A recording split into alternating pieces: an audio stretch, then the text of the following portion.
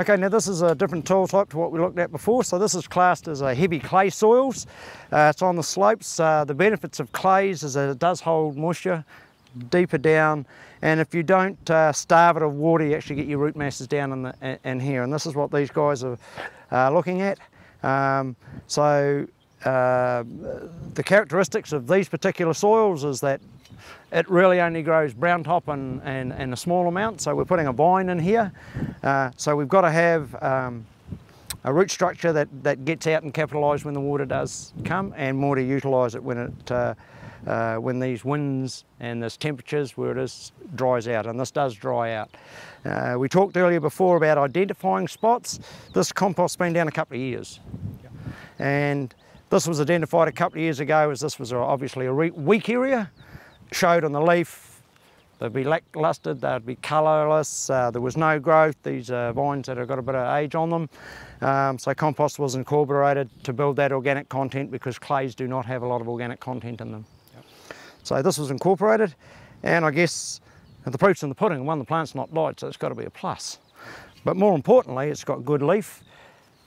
As you can see, things are pretty dry around here, and they're just starting their watering regime for this now. So this has come right the way through this season on these, and we're coming up to flowering now.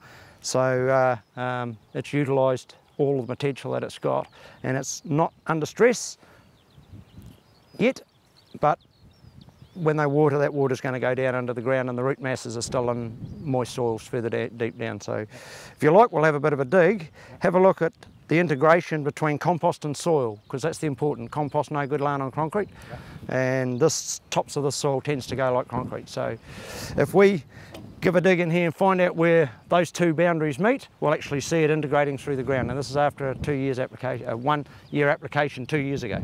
It's not hard.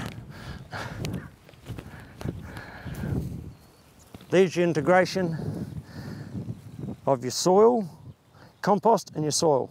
And as you can see, it's very hard to tell whether the soil's come up or the compost has gone down. Yep. Right? Yep, very interesting. And that's the biological reaction. This is active. I class that as active. Yep. You can see there's already moisture in there, the colour.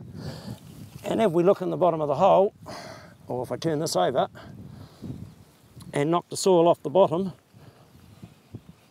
that soil's quite cool, there's moisture, and it's got that good earthy smell again. Yeah, it's too, very nice. Sweet. Yeah, yeah. Sweet, so it's alive. It's got all its antisomyces, it's got everything in there. It's actually quite nice. There's no dust coming off it, very little. If it is, it's only fines. It's holding moisture. Yep, excellent. And if we go to the clay pan or to the road down there, it's going to be dry as a chip. And that's because of this compost, and we've created an organic content in the top rather than a weed mat.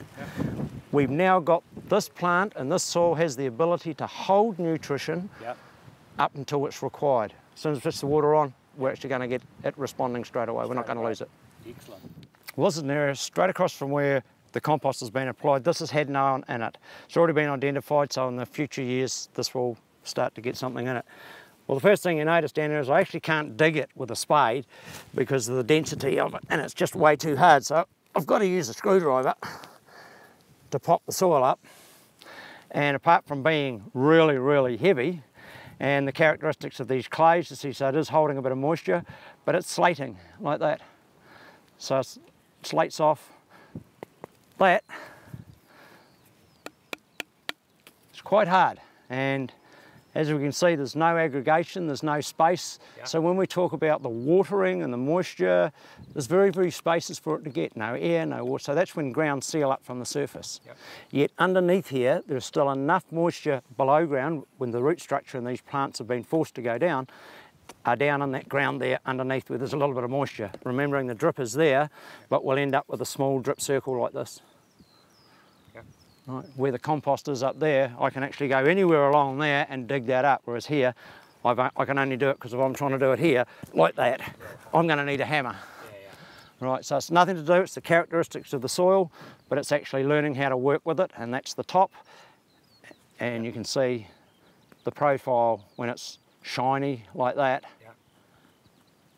There's not a lot of space for movement.